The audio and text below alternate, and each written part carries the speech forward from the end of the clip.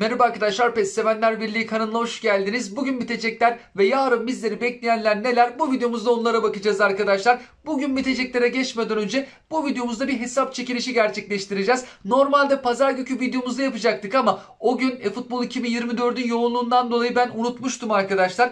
Bu hesabımızın çekilişini az sonra gerçekleştireceğiz. Videomuzun sonunda hesabın çekilişini gerçekleştirelim. Kazanan arkadaşımız bu videonun altına yorum yazarsa ben kendisine ulaşmaya çalışacağım. Bu hesabın maksimum gücü de 3074'e ulaştı. Oyuncuların takım oyun tarzı seviyeleri ortadan kaldırılınca ben kadroya 101 Cruyff'u, Messi, Ronaldo'yu falan yerleştirdim ve maksimum kolektif gücü 3074'e kadar çıktı. Çok da güzel isimler var. Big Time'ı, Epi'yi, efsaneleri. Neydi ne oldu serimizin de ikinci hesabıydı. Ve neydi ne oldu serimizde hesabı, eski bakımsız hesabı alıp güçlendiriyoruz. Ve en sonunda da artık maksimum güce ulaştırdığımızda elimizden geldiğince sonrasında çekilişle veriyorduk arkadaşlar. Ve bu hesabın hediyelerini ben gelen kutusunda biriktirdim arkadaşlar, almadım. Hesabı kazanan arkadaşımız alıp top açılımlarını gerçekleştirebilir. eFootball paralarını da gelen kutusunda saklıyorum arkadaşlar. Bunun da sebebi şu: ben Android cihazda oynuyorum. Benim telefon Poco, Android bir cihaz. Samsung, Xiaomi, Huawei gibi telefonlar Android işletim sistemini kullanmakta.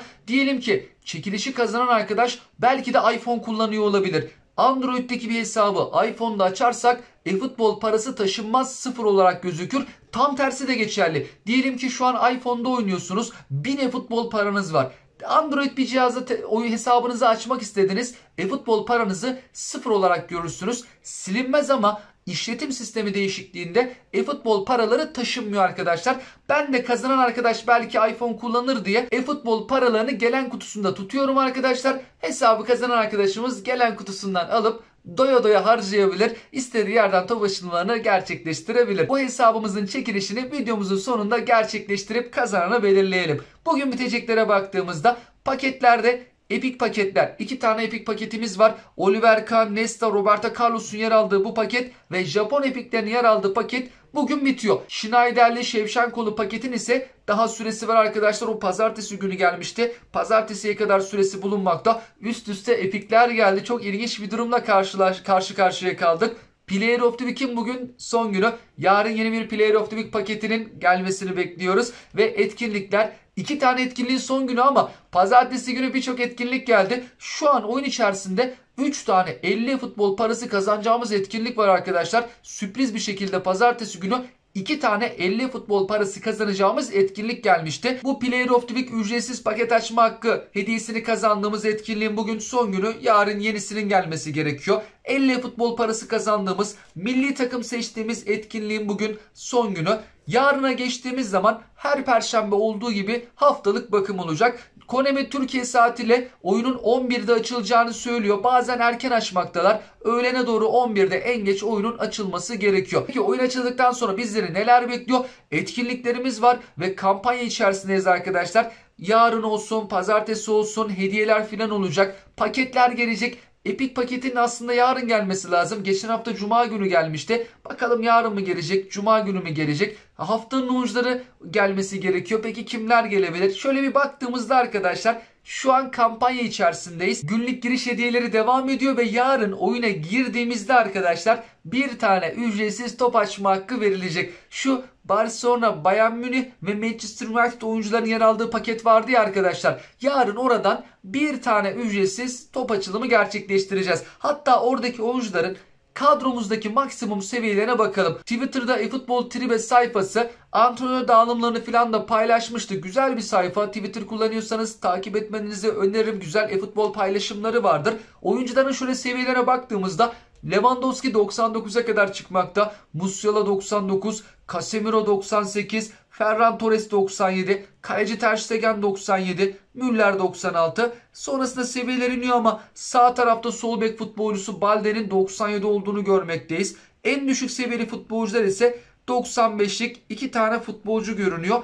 Diğerleri 96 ve üzerinde. Epik oyunculara geçtiğimizde arkadaşlar Konami bu ay içerisinde gelecek epikleri paylaşmıştı. Ama bazılarını, şimdi birçok epik futbolcu gelmekte. Konami dedi ki Kawaguchi, David Beckham, Shevchenko gelecek. Kawaguchi geldi. Şu anki Japon paketinde yer alıyor. Shevchenko da pazartesi geldi. Şimdi geriye kaldı David Beckham. Tabi David Beckham yarın mı gelir, haftaya mı gelir? Ne yazık ki zaman vermek zor arkadaşlar. Ama bu sezon içerisinde David Beckham gelecek. Hatta kartı bu sol alttaki gibi arkadaşlar. Ama maksimum seviyesini bilmiyoruz. Güçlendiricili olduğu için de yani minimum 101 olacaktır.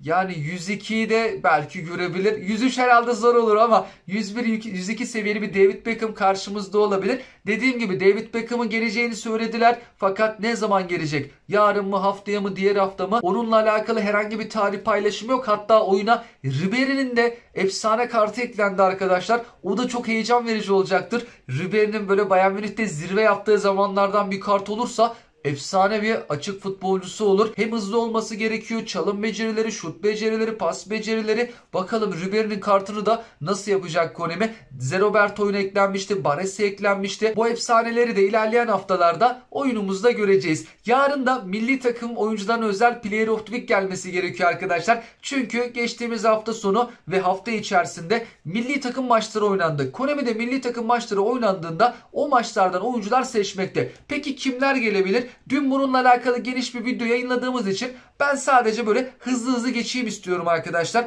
Morata 3 gol attı. Çok yüksek ihtimal gelmesi lazım. Eriksen göbekte oynadı. Gelirse göbek kartıyla gelebilir. Neymar arkadaşlar Brezilya milli takımında 2 gol attı. Bir penaltı kaçırdı. İstatistikleri gayet güzel. Aslında gelmeyi çok hak ediyor.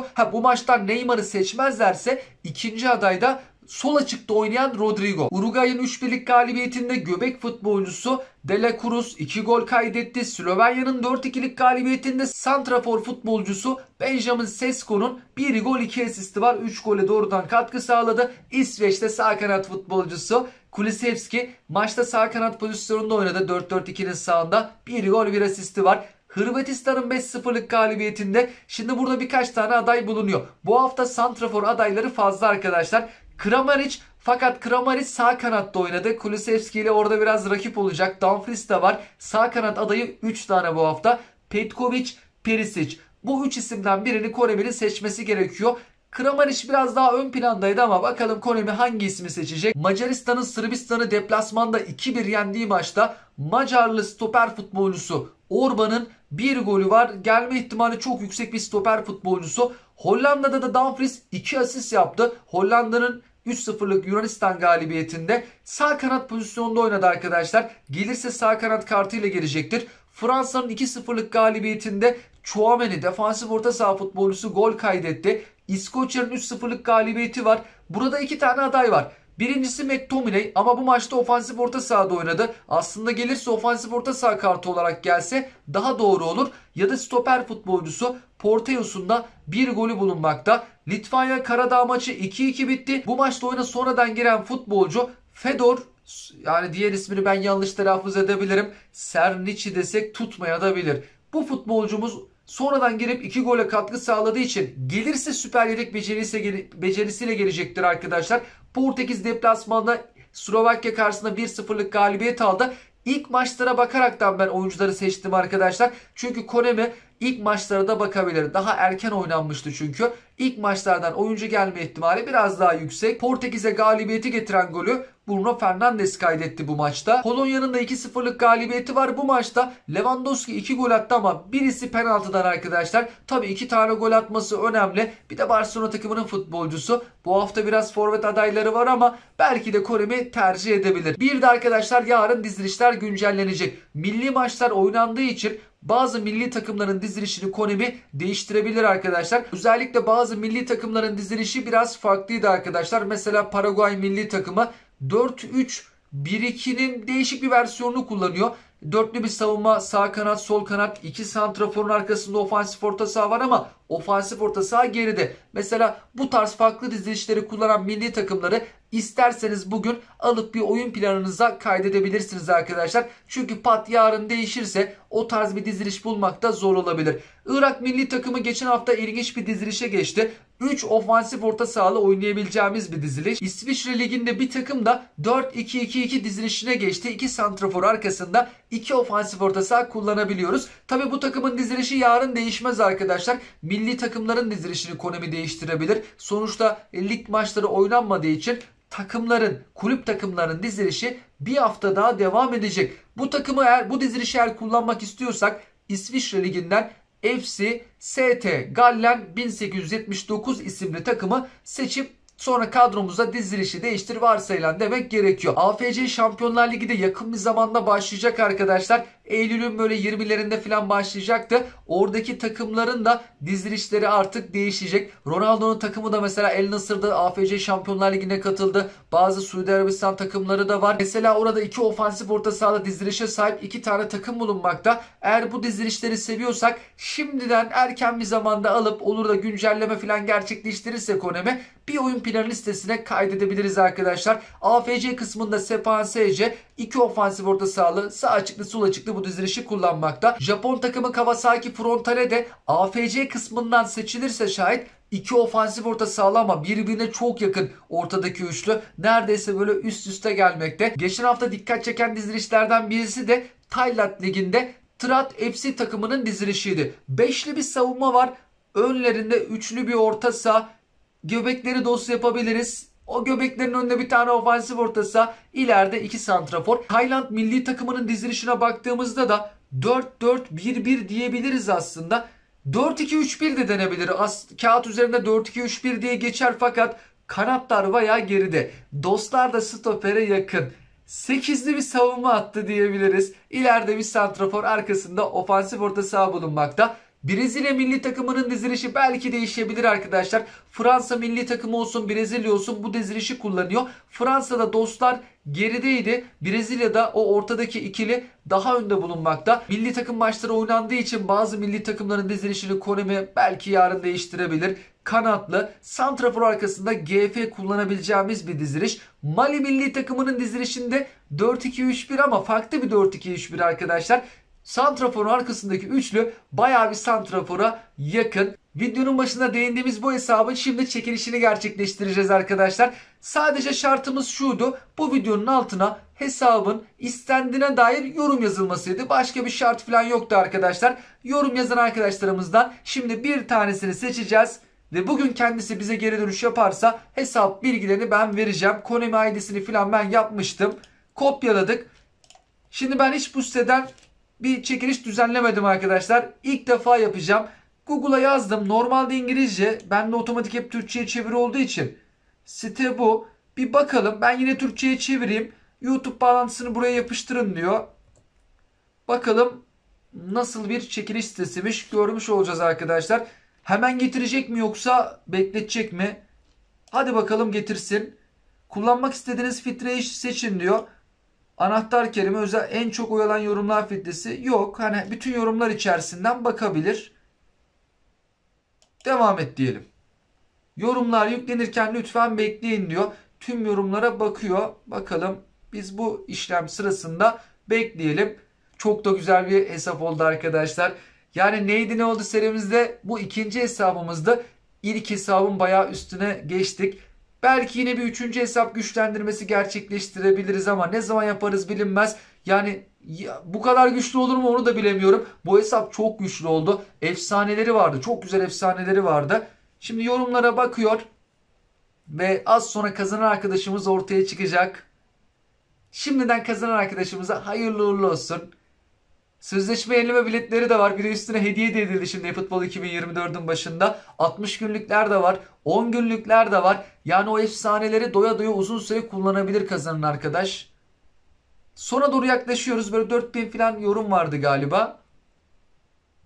Bakalım bu çekiliş sitesi de nasılmış arkadaşlar. Göreceğiz nasıl bir şey karşımızda olacak. Evet artık bitti mi? Bir kazanan seçin dedi. Şimdi bir kişi birden fazla yorum yazdığında onları filtreledi. 2931 aslında katılımcı var. Bir kazanan seçin diyelim. Sultan, ama biz dur bir şey yapalım arkadaşlar. İngilizceye çevireyim çünkü karışıklık olmasın. Ben Türkçe'ye çevirimde bazı kelimeler yanlış çevrilebilir. Sultan Top diye geçiyor arkadaşımızın hesap ismi. Abi hesabım çalındı. İnşallah bana çıkar dedi. Şimdi biz bir arkadaşımızın profilini bulalım arkadaşlar. Bu isme sahip, bu yorumu da aynen ben bulayım, karışıklık olmasın. Aynen yorumu yazdım. Arkadaşımızın hesabını buldum arkadaşlar. Bir bakalım profiline, açalım. Nasıl geçiyor profili bir bakalım. Hakkında aynen Sultan Top YouTube ismi var. Kullanıcı adı bu. Hakkında'ya bakalım. 15 Şubat 2023 tarihinde de YouTube hesabı açılmış. Biz de şu an Eylül ayındayız. Yaklaşık 7 ay önce hesap açılmış. Arkadaşımıza hayırlı uğurlu olsun. Ben karışıklık olmasın diye yine hesabına abone ol diyeyim. Aynı isimde farklı kullanıcı olabilir ama büyük ihtimalle tarih aynı olmayacaktır. Arkadaşımızın da hesabı çalınmış. Güle güle kullansın. Çok da güzel bir hesap. Kolektif gücü bayağı da yukarılara çıktı. Şimdi bedava top açılımları paralarla birlikte daha da yukarıya çıkabilir. Bugün bitecekler ve yarın gelecekleri de video içerisinde değindik arkadaşlar. Tüm bunlarla alakalı yorum ve görüşlerinizi bizlerle paylaşabilirsiniz. Sizlere iyi oyunlar diliyorum. Hoşçakalın.